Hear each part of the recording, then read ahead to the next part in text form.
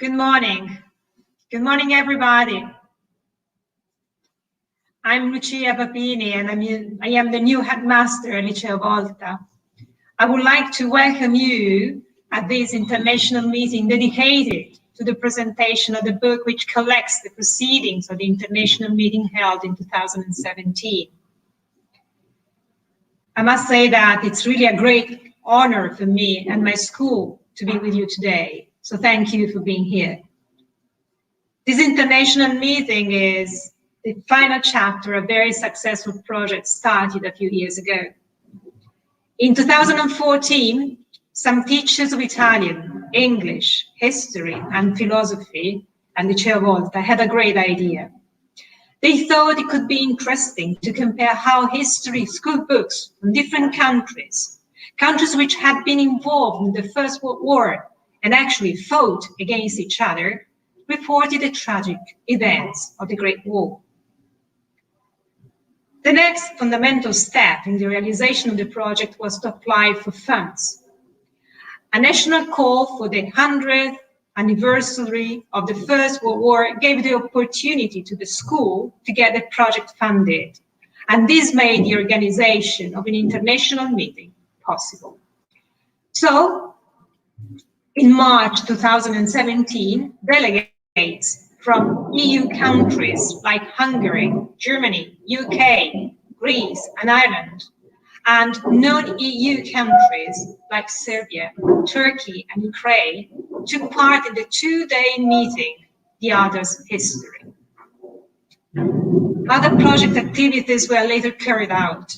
A school trip to Trieste with the collaboration of the Liceo Petrarca was the occasion to visit the area of the Carso, and particularly the town of San Martino del Carso, a stage where the Great World War was fought. The book, The Other's History, Memories from School Books, we are celebrating today, and whose publication and presentation was delayed because of the pandemic, is actually based on the 2017 meeting.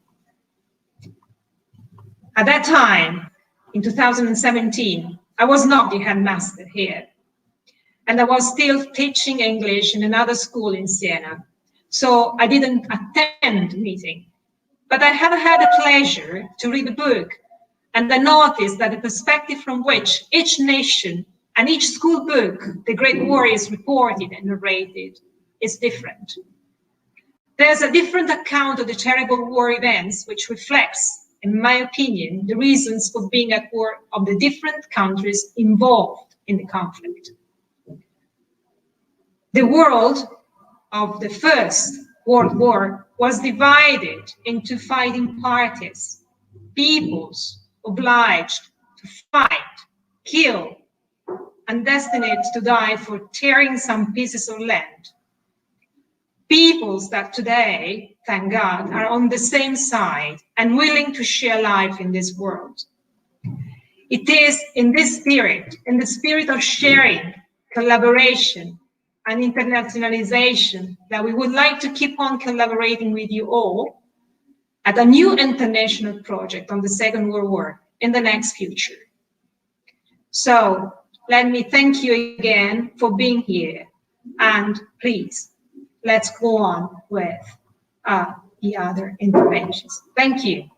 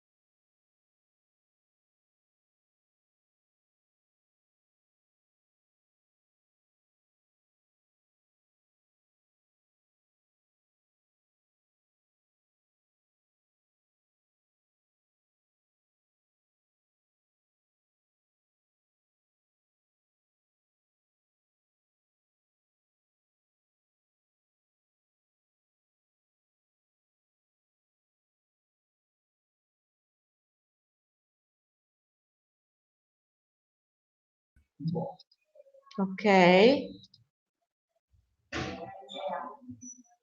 I can't, Stephanie, I can't. So she can't hear us. Okay. Sorry.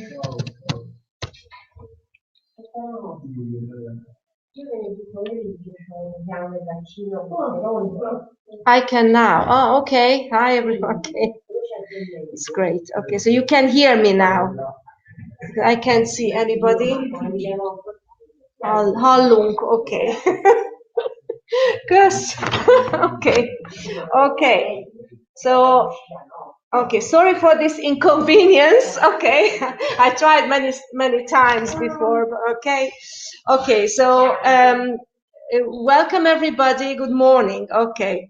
So sorry again for this technical problem. Okay, I'm honored to introduce you Professor Marcello FLORES, who is one of the greatest scholars of the 20th century. He used to teach history, contemporary and comparative history at the Faculty of Communication Studies at the University of Siena. At the University of Siena, he supervised the European Master Studies in Human Rights and Genocide Studies. As a visiting professor, he also lectured at universities like Berkeley, Cambridge, Paris, and Moscow. He also collaborated and was a member of the editing staff of the science magazine called Italia Contemporanea, so Contemporary Italy, and the Journeys of Herodotus. And he was also a member of the scientific committee and the editorial committee that published the book History of the Shoah, Crisis of Europe, and the Extermination of the Jews, and the Memory of the 20th Century, which was published by UTET. He also wrote and edited very important works. Okay, he edited, for example, the 6 volumes with the title Human Rights, the Rights and the Dignity of the Person in the Era of Globalization, which was published in 2007 by UTET. We must remember also some other important books, works, and essays written by Professor FLORES. One of them is the Century of the Genocide, published in 2006, and recently the History of Resistance with Mimmo Franzinelli, published in 2019. In his essay, Bad Memory, and Why Is It So Difficult to Deal with History, published in 2020, he analyzed the role of historical memory in public life. Thank you. And okay, Professor FLORES.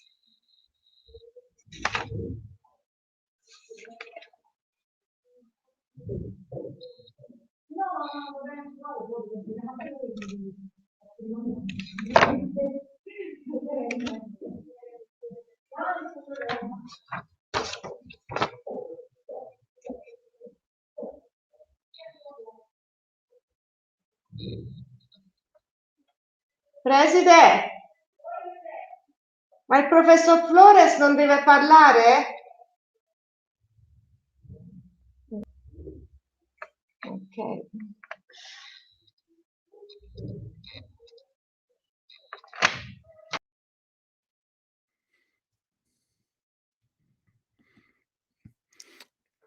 Good morning everybody. Thank you for inviting me to the discussion on the Adars History book, the result of your common project and the international meeting held in 2017 in Colle Valdelsa. For many years, Europe has been committed to build a European memory, which is an arduous and difficult task, And 2 years ago, the House of European History was inaugurated in Brussels, where an important part is dedicated to the First World War, that crucial event in the history of the 20th century. That event has, in fact, channeled the most of the following decades, at least in Europe, within boundaries marked by nationalism, violence, and tragedy. The choice to compare the way in which those events are told, explained, and interpreted in the school textbooks of 9 different countries constitutes a useful and important starting point for many points of view. To get in touch with the teaching experience of history in other countries and being able to compare it with one's own. To ascertain how much in the school books there is a serious and rigorous historical analysis, the result of the most up-to-date historical research, not only nationally but also internationally. To evaluate the weight of a national narrative of events, more or less official, and which is part of the institutional memory of the various countries, but also the possible conflict and divergence between these last 2 aspects, free historical research and the national and institutional memory that individual countries have made, some more and some less, official and rigid, or instead open and questionable.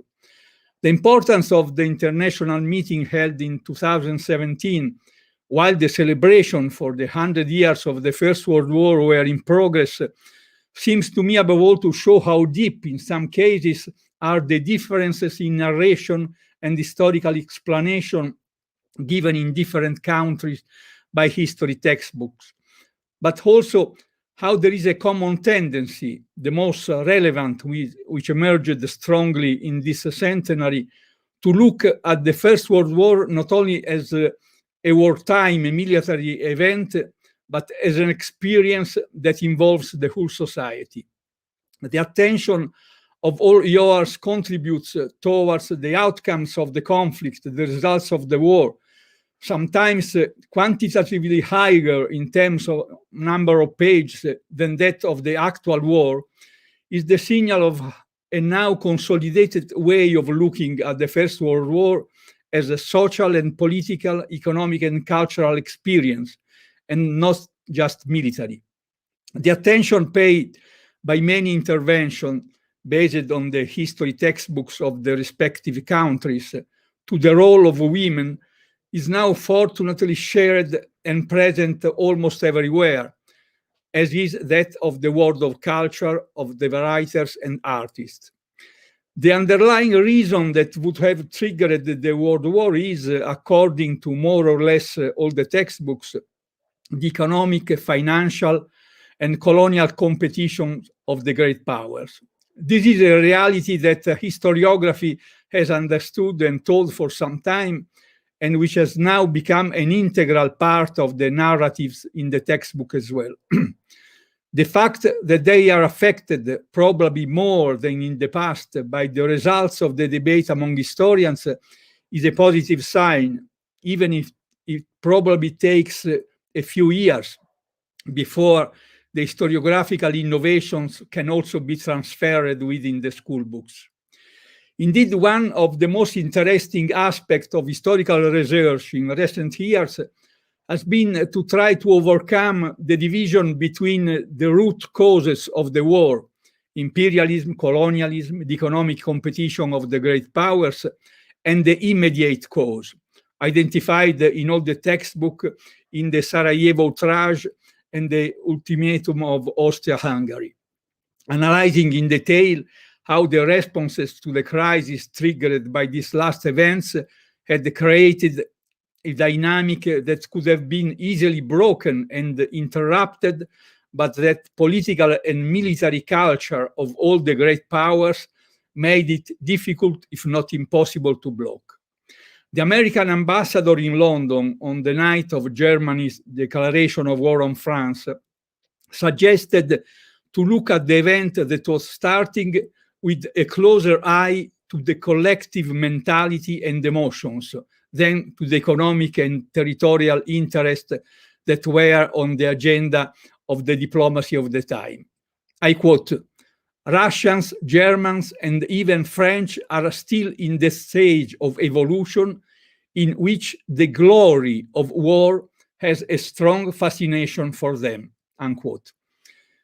This aspect, still not very present or completely absent in the history school books, it seems to me that it was instead captured, even if not always explicitly and directly, by the students' observations, by the selections they made of the stories present in the textbooks, since it was not their task to discuss and argue with those stories, but to highlight the similarities and differences that the history of others allowed to grasp and know.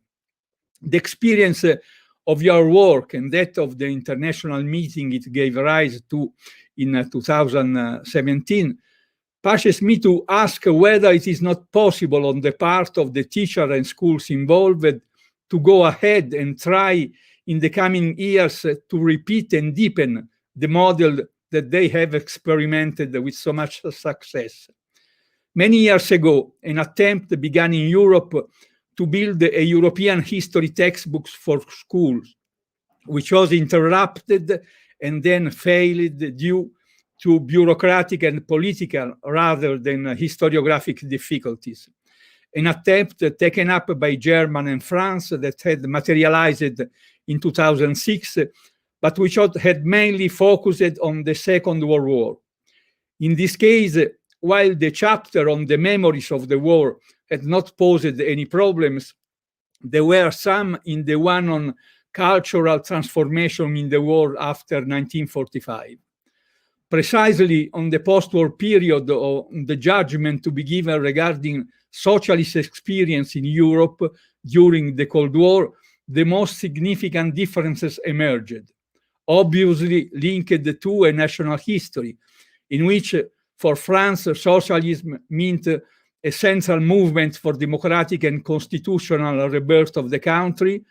In Germany, on the other hand, the contrast between the two parts into which the country had been divided, socialism in the East and democracy, but without an outlawed Communist Party in the West.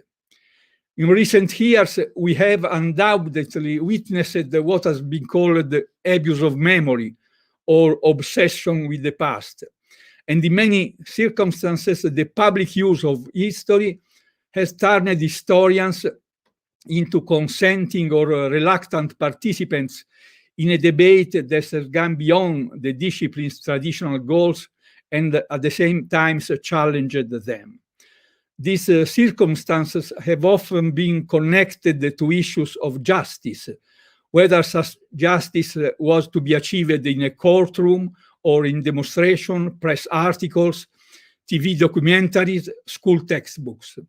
Historians are often asked to legitimize a discourse which is not historical, but rather legal, political, or ethical. Invited to tell the truth, not about individual facts, which in most cases have already been ascertained, but about a context that by its own nature eludes a faithful and exhaustive description.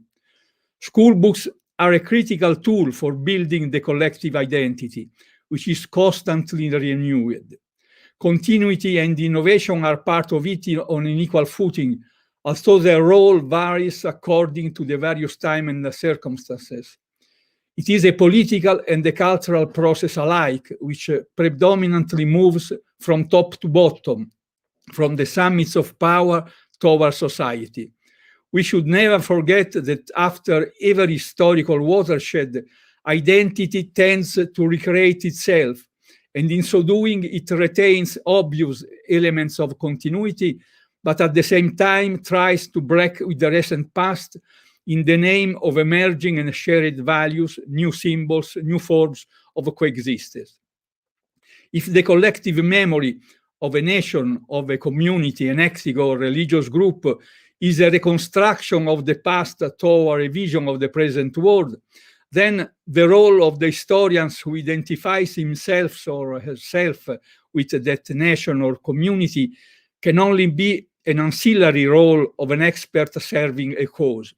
This does not necessarily mean adjusting historical truth to the needs of ideology, but it certainly implies a strong impulse to determine certain interpretations that are both consistent with and useful to the shared identity. Luckily, there is not only one truth to history. There are many that often overlap or follow upon one another, deny or reinforce one another. This explains the fact that history aspires to the status of a scientific discipline, but at the same time it cannot fully adhere to one scientific status, since history is an arbitrary narration of events, an attempt to explain them and connect them to a discourse that is essentially interpretive.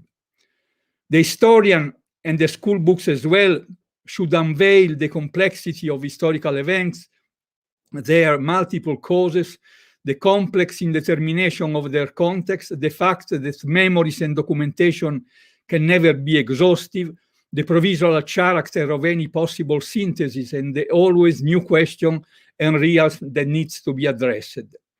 In the actual practice of historical research, making the necessary distinction between facts and events, causes and explanation, interpretation and hypothesis is more easily said than done. Although the narration and the memory of historical events are two distinct things, they often intertwine and even overlap, as has frequently been the case with the narration and the recollection of the last century collective crimes. For a narration to take place, there must be a will not to forget. Narration cannot take place without memories, even amorphous and contradictory, arbitrary and markedly subjective ones. Yet memories, even more than archived documents, are not a linguistically neutral product. The description included in memory influences historical narration all much more when it is factually accurate and emotionally incisive. The problem of truth, at least as far as history is concerned, is invariably connected with the problem of interpretation. Yet the two are not identical, nor does the former dissolve into the latter. The connection between facts and the mechanism of their sequence, as well as the choice of events held as relevant, is indisputably influenced by possible interpretation. This is very clear in many of your contributions. The same applies to the research and explanation of causes, precedents, the context, and the way that historical account is presented. Yet there is an unshakable core of truth that does not belong to interpretation. Every construction of the past, even every invention of tradition, rests upon accepted truths, identified authenticities, shared certainties, although sometimes it only takes a change in perspective for the same truths to legitimize a different constructions. Like memory, history is highly selective, but while the former is subject to a perceptual distortion that can change its subjective account, the latter can distort the meaning while maintaining a presumption of truth. In recent years, for example, history and memory have been deeply questioned, sometimes even at the legislative level, precisely in non-European countries that later joined the Union, generally because of the political dynamics that have led to the power of forces of a more markedly nationalistic type. Even more difficult for almost all European countries is to reconstruct with full knowledge and with an adequate and non-reticent interpretation the colonial past, which in most cases remains on the margins of both factual reconstruction and an articulated and coherent historical judgment. Especially in an era of accelerated globalization like ours, in which the presence in Europe of millions of people for countries that were colonized by Europeans in the past has now stabilized, the study of the events of colonialism can no longer be postponed, under penalty of contrasting non-communicating memories and the loss of a ground of comparison on which to build also inclusion and participation. In your work, it is also clear that are especially the results of the war, the dynamics of immediately after the war, to raise doubts and contradiction in the interpretation, and to make a narrative that can be shared by all or many countries difficult. Trying to identify with the help of students and thanks to their ability to look with today's eyes, and therefore with the questions that the present poses to the past, the most controversial points on national narratives could be the next step for the work done so far of reconstruction and juxtaposition of the different narratives. Only on the basis of the controversial points, in fact, it could be attempted to identify a possible shared story or a narration of the facts that are clear and recognized by all, accompanied by interpretation that could be even different on their meaning. The possibility of building a European history school books, or at least one model among the many possible, can only start from the bottom, because it will be built on the solid teaching experience of teachers and learners at the same time, making the research work and seminar discussion between students and teachers from different countries stable around the shared skeleton of facts and even multiple hypotheses of interpretation could represent a significant leap forward in favoring the construction of European memory. I would like to conclude with a renewed thanks to students and teachers for having undertaken this path in common, with the hope that it will continue to strengthen that commitment witnessed by all the students of a world of peace that the study of past history could, if well implemented, favor. Thank you.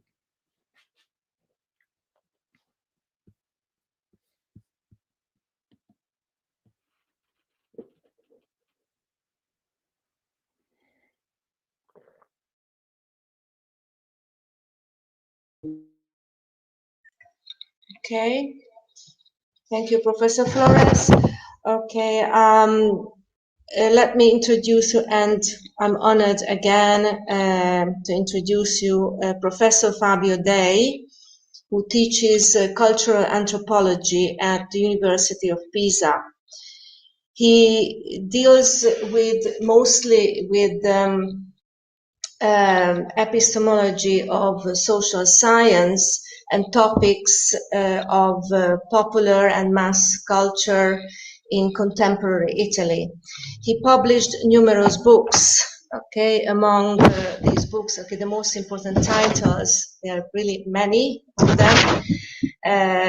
For example, Terror, Suicide, Religion, Politics, Violence, published in 2016. Or Cultural Anthropology, which is a university course book published in 2016. Then Culture School Education, Anthropological Perspective, published in 2018. And another one is State, Violence, Freedom, a Criticism of the Power and Contemporary Anthropology, published in 2017. Thank you, and please, Professor DEI, can you speak now?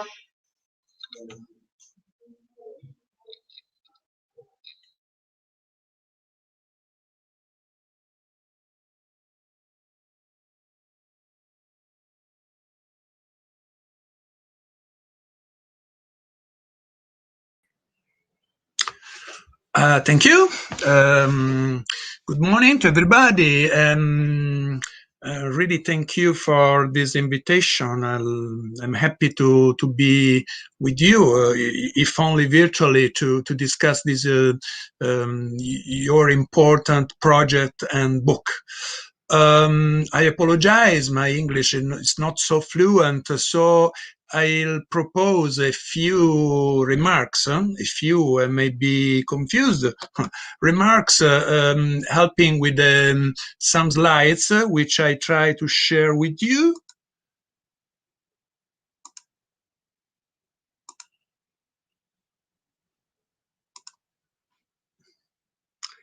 I hope you can see the slides. And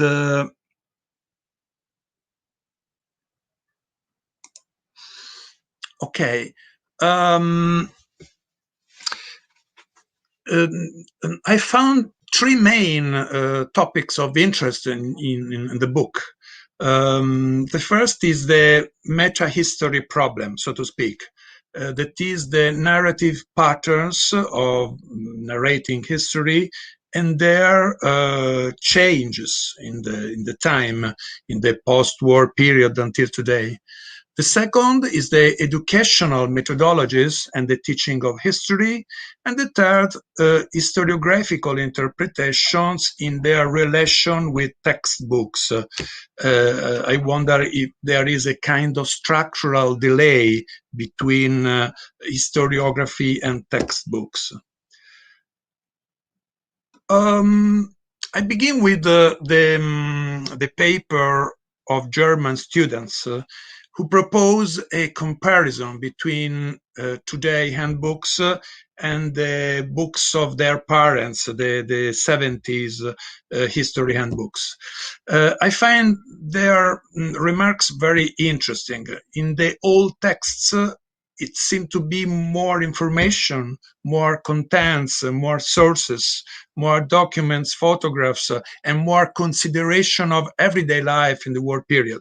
So a first question. Professor DEI, sorry to interrupt you. We cannot see the slides. You can see the slide? No, okay. We can't see the slides. Sorry to interrupt you. Just a second, the technician is trying to solve the problem. I don't know why. Okay, maybe you should share it. Okay, you should. There is this sign under share. Okay, can you try again? Okay, I'll try again.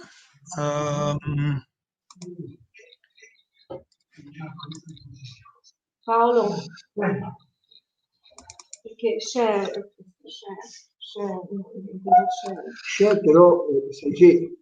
Ma lui cioè, il professore deve fare share. Ok. Maybe now?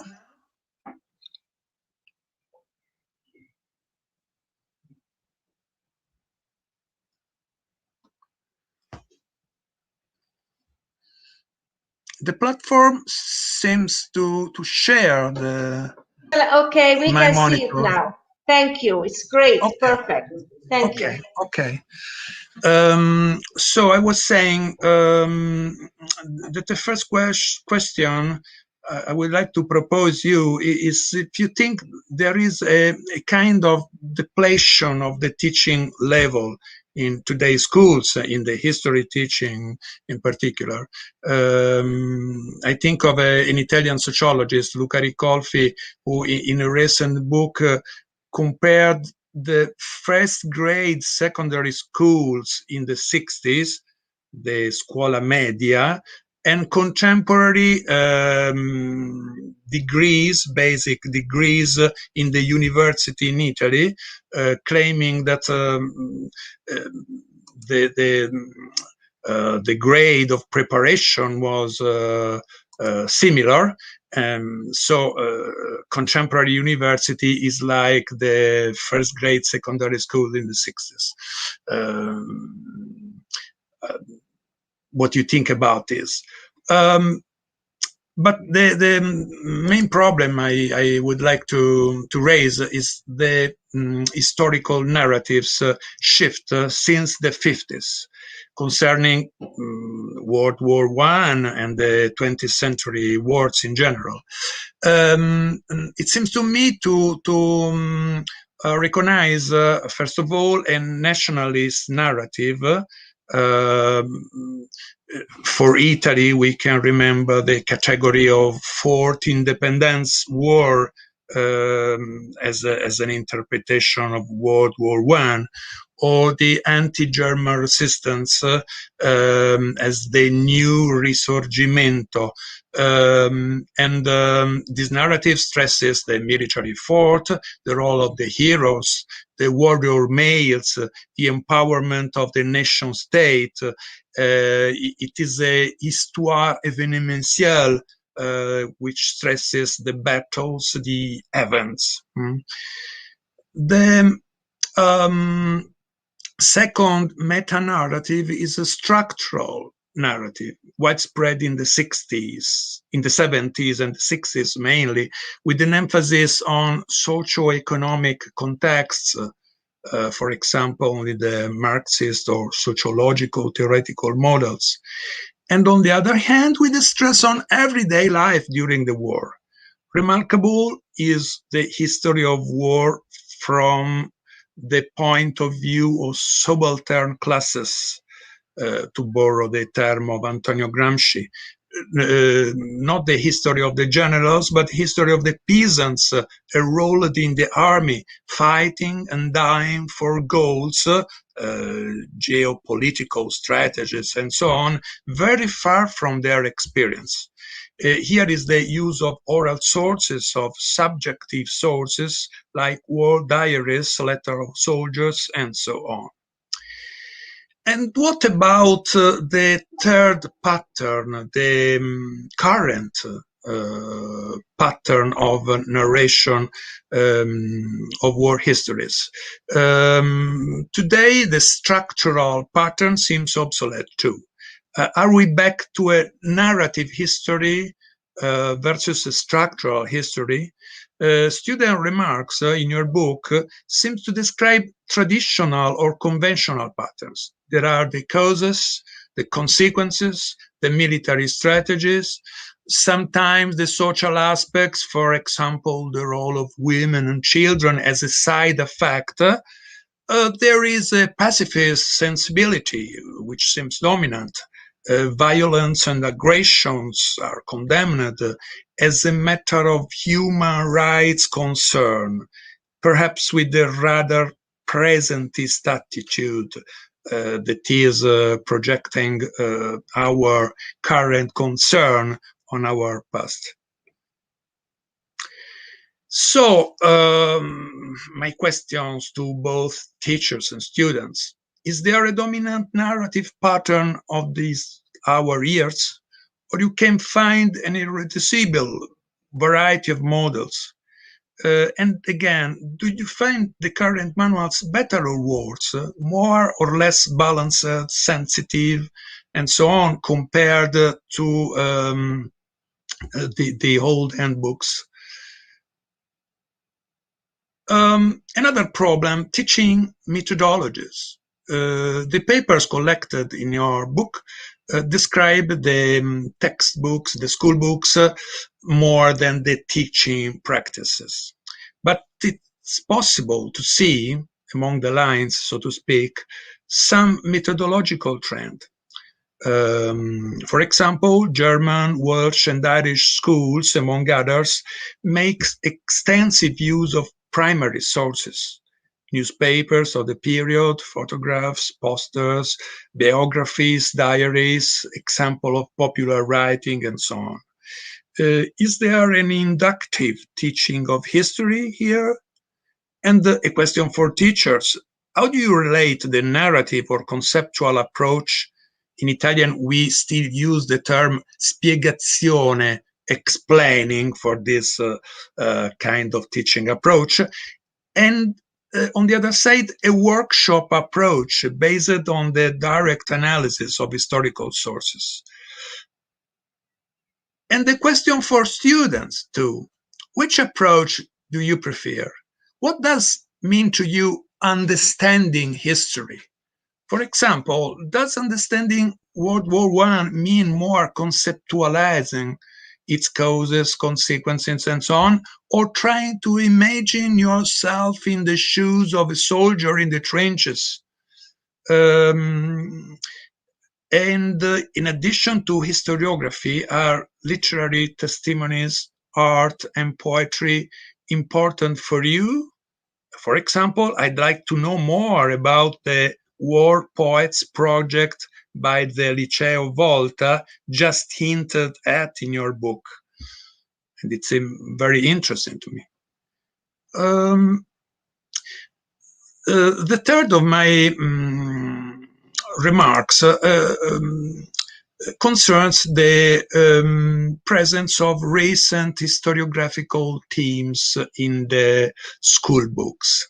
Traditionally, it seems to me that school books present some delay compared to the historiographical innovations. That is, they accept the new interpretation of historians with a little delay. Is it still true?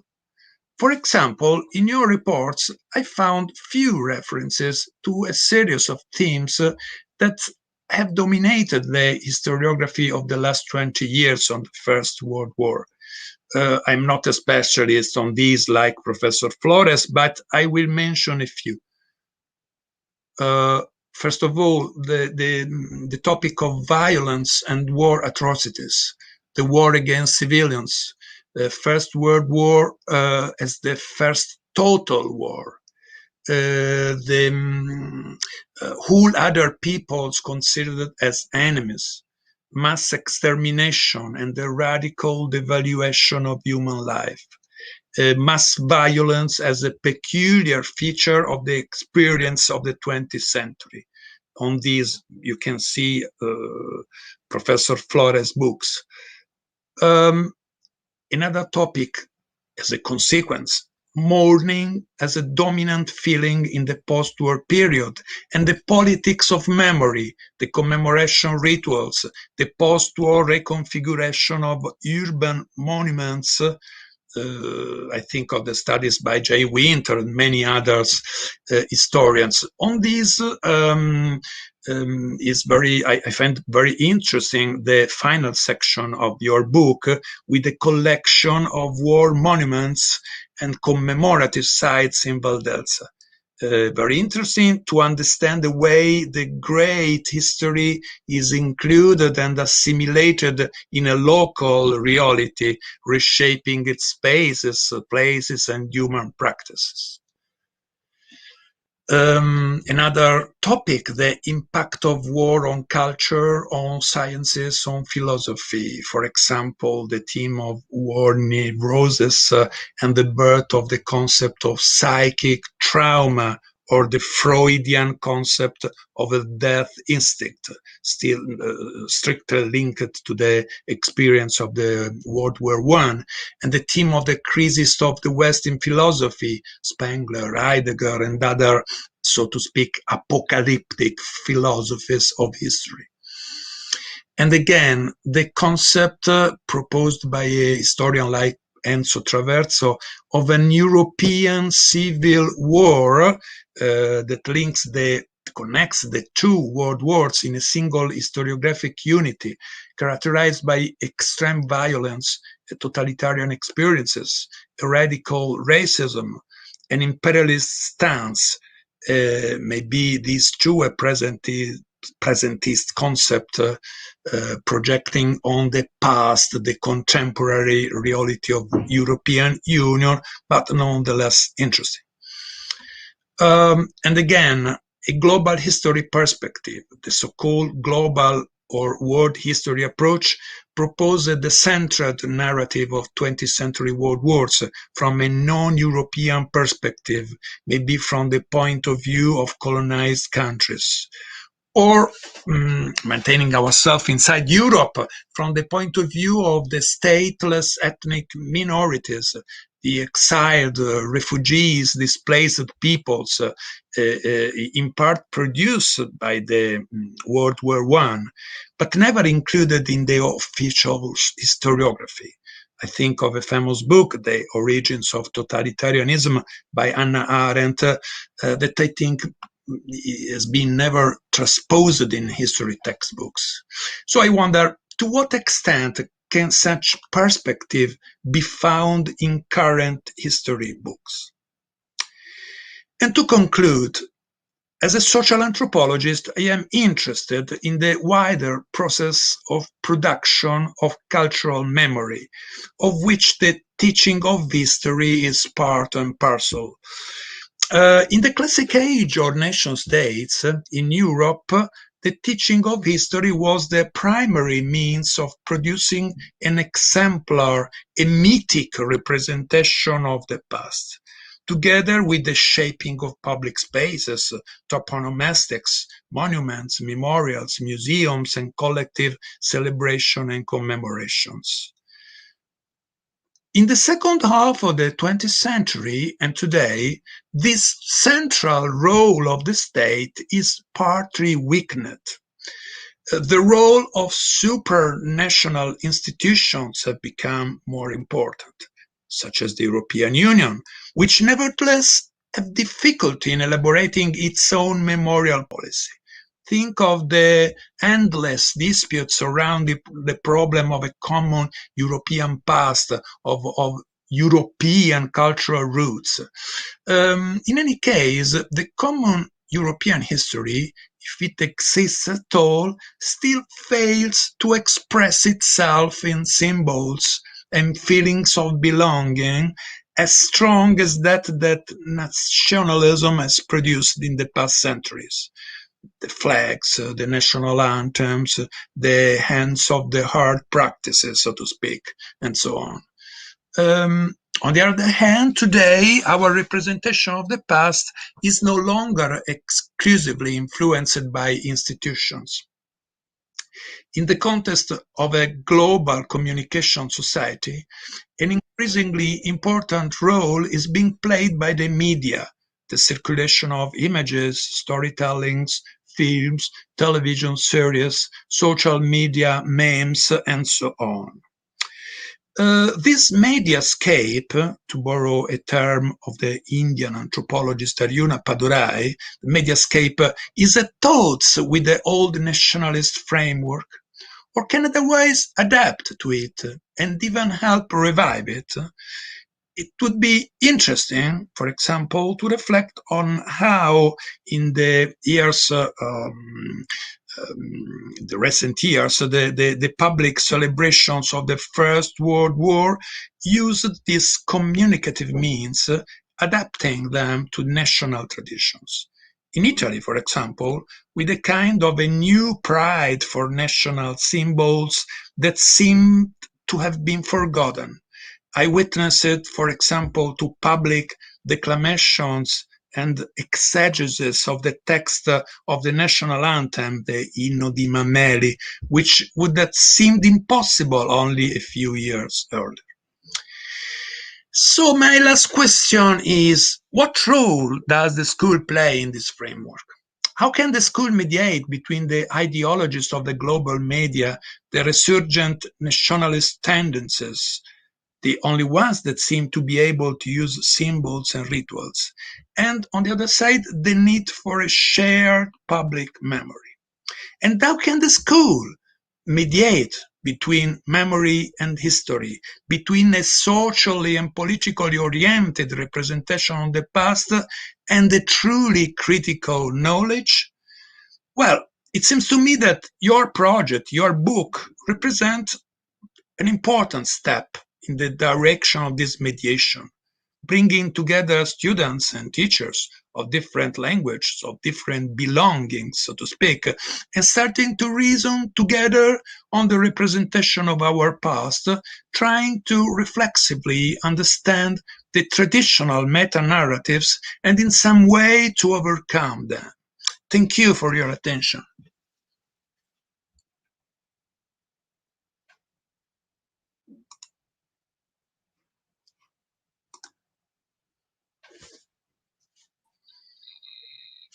Okay, thank you, Professor DEI. Thank you very much. Okay, I'm pleased to introduce you our next speaker, Gaia Dali. She's a fifth year student in our school. She's doing classical studies. Okay, please, Gaia, can you start?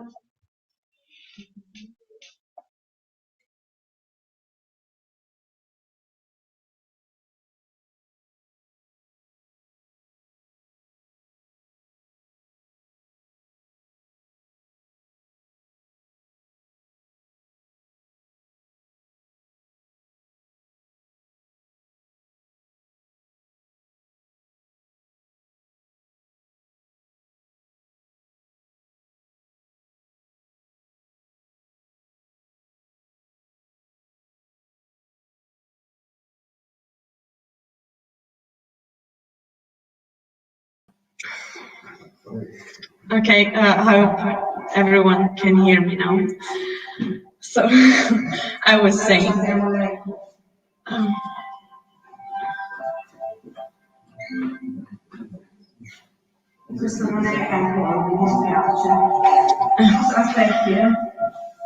we are having problems, I think, but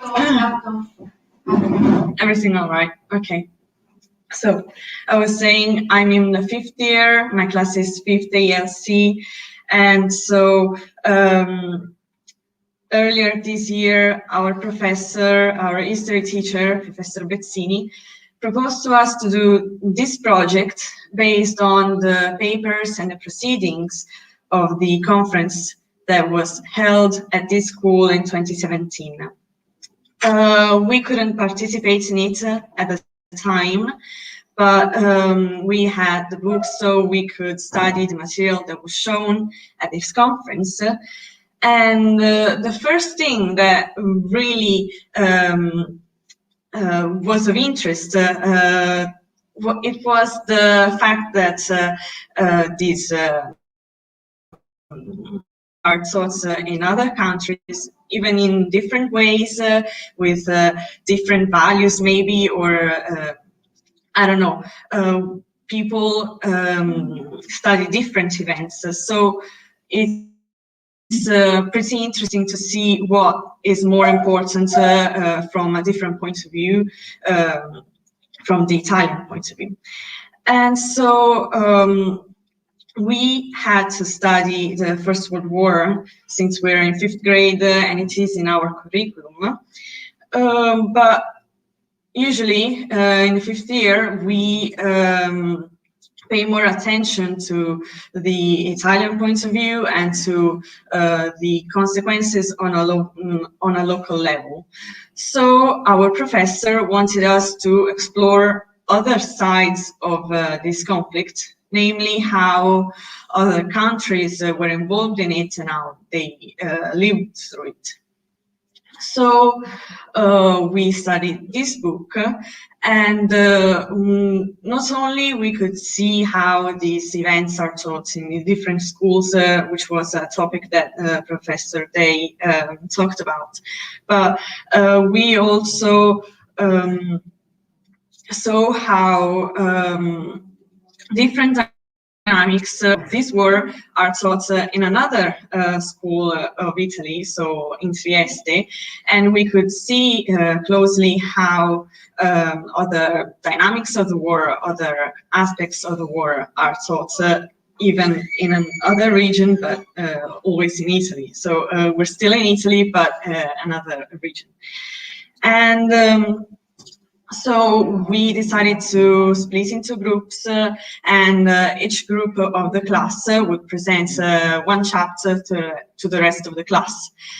And we didn't want to focus only on the historical aspects of this conflict or the dynamics of it, but some of these groups decided to dwell also on the artistic sides of it or the scientific sides of it. So we've mentioned, for example, some war poets such as Siegfried Sassoon and Robert Graves for Wales, and the Serbian scientist Mihailo Pupin. So it was pretty interesting to see how other aspects of this war played out. And another thing that we've highlighted was the aspects, the similarities and the differences among different countries. For example, we've noticed that feminism found an opportunity in the First World War to rise and to support emancipation in society in a lot of different countries. And I don't think that we were as aware of how spread and somehow universal this phenomena was.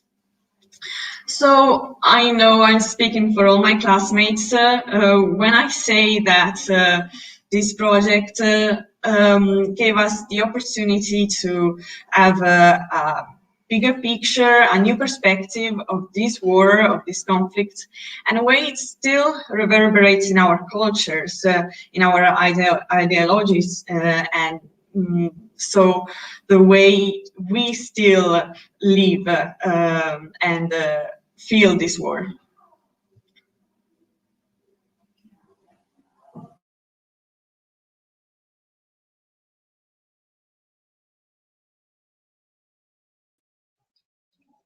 Okay, thank you, Gaia. That was excellent. Okay, thank you. Okay, if you have any questions, okay, unfortunately we cannot use the microphones, okay, we cannot communicate with the microphones, so please write the questions in the chat. Thank you.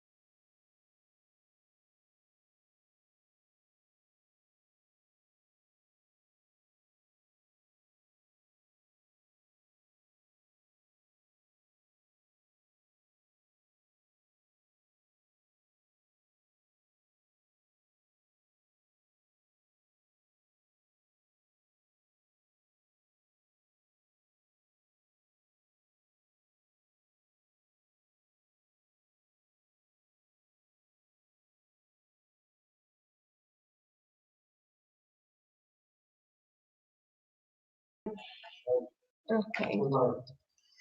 Okay, then thank you for the comments. Okay, and thank you everybody for joining us. Okay, it was a great experience, okay, and we hope that in the future we can carry out continue with other projects and do something together with the same method, okay, possibly after this pandemic situation.